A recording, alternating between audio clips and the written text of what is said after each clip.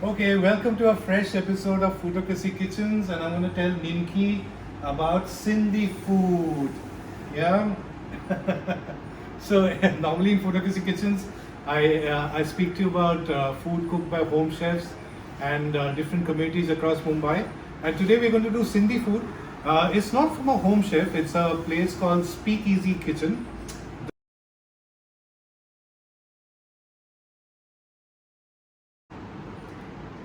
Who are the Sindhis? Well, they are a community which originally belonged to the Sindh region in West Punjab, or what is now in Pakistan. And at the time of the partition, many of them emigrated. In India, they came to Mumbai, they came to Delhi, then they're there in places like Hong Kong, Bangkok, and so on. A very hardworking and industrious community which runs many successful businesses, and they have people in different professions. And their food is quite well loved, but there aren't too many restaurants in Mumbai where you'll get his food. Only if you go to places like Chembur Camp, which was originally a settlement of the Sindhis, where you'll get a few places where you get Sindhi vegetarian food, or some stalls where you get Sindhi mutton and all of that, which is pretty famous, but not too many places otherwise. I remember once talking to Chef Vicky Ratnani for an article which I was doing on Sindhis for NDTV Food for my column, and he was telling me a lot about the Sindhi food and culture. And he said one thing about the Sindhi culture is that nothing is wasted. They make sure that every element of produce is used and everything in the kitchen is used. And he said it's also a very big-hearted culture. So it believes in they believe in sharing their food and cooking in large quantities, and it's always an open kitchen. And I remember telling him that time that why don't you do something in Sindhi food? And he said it is my dream to do so, but it's difficult to do so in a restaurant format. Well, in the pandemic and the lockdown, people have thought differently, and Vicky Ratnani came up with the Speakeasy Kitchen, which is a delivery format. And I remember during Christmas we had some very excellent roast chicken from there, and he does sandwiches, burgers, and all that. But then he introduced a Sindhi food line as well. So I've been wanting to order that for a while, and today we did some. There's some a la carte food, and I'll take you through the food now.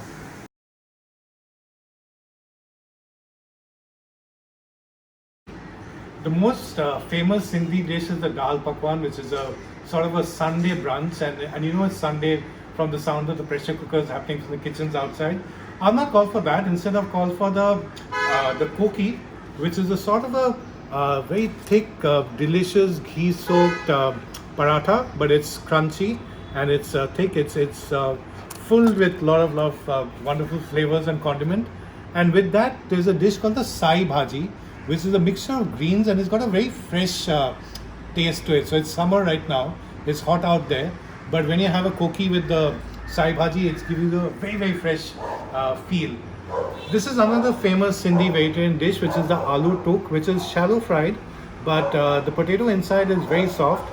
You need to really have it fresh off the wok. In fact, the first time I had it was at the house of the Gwalanis during the Ganpati puja, and fresh aloo tuk with Sindhi curry and chawal is a wonderful experience. In fact, then it's even softer, but here you got a delivery option, and you can call it in. So we did that. And then we went for a couple of non-vegetarian dishes. So we went for the Sindhi prawn curry, which is this one. It's got a slight tanginess to it, and it's again quite light and refreshing. And they're the combination. So this came with a methi pulao. So this was the combination. And then the Sindhi mutton or goat meat is a very famous non-vegetarian dish. In fact, there's stalls in Chembur where you can get it. So I called for the Sindhi mutton. So unlike the prawn curry, which is slightly tangy, this has got a very robust flavor of the meat and the inherent sweetness of onions. And with that is the bhuga chawal, which Sindhi food blogger Alka Keswani had told me about. So it's a bit like the Parsi rice, caramelized rice, which comes with dansak. So this combination is the Sindhi mutton and the bhuga chawal. Then there is the prawn curry and the methi rice. There is the aloo tuk. They have dal pakwan and all of that. But I also went in for some greens. So there's a famous Sindhi sai bhaji, and then there's the koki and all of this. So I'm just glad, Vicky, that you've done this for bringing your own flavors of your home through the Speakeasy Kitchen of the Sindhi food.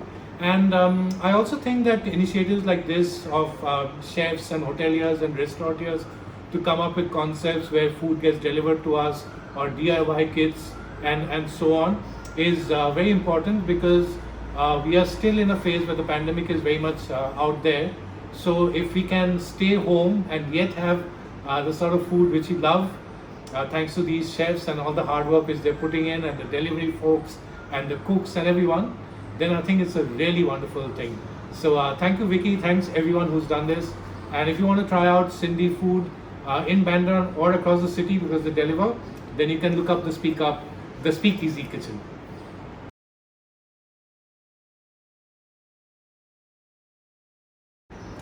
As someone who's done so many recipe shows on television, travel shows, and so on, Chef Vicky Ratnani would know this scene, which is like a post shoot. So, what we did was, after we shot, we took all the food out and we ate. And like Baby Loaf is saying, we did chete putes. We licked all the food clean. The mutton, so tender. The gravy had such lovely flavors of the meat. The tanginess in the prawn curry was beautiful. The prawns had a nice bite to it. And what else? There was the sai bhaji, again wiped clean. It was so refreshing. A bit of that minty feel to it, a bit of dill, the bite of chana dal in that. And the koki, so majestic, so majestic. So a great job, Vicky. And for all of you guys who feel that Sindhi food is heavy, because it does have that reputation. Well, first of all, I'm not feeling heavy at all after eating all of this food. And once I'd asked this friend of mine who's Sindhi, loves food, a lawyer from Colaba, and she gave me the reason for it, and I wrote about that. So she said that in the years after partition, when the Sindhi community settled here and they were trying to make their fortunes again, the men would have a breakfast, a heavy breakfast, and then go out to work, and their next meal would be only at night when they came back, because they believed that when they were out, all the time had to be spent productively. So no stop for lunch breaks, and which is why Sindhi food is rich, and there's ghee in it, and there's so many other wonderful flavors. So that's the thing about it, and it's so interesting to know the history and the backstory about the food. And super stuff, Vicky. Thanks so much.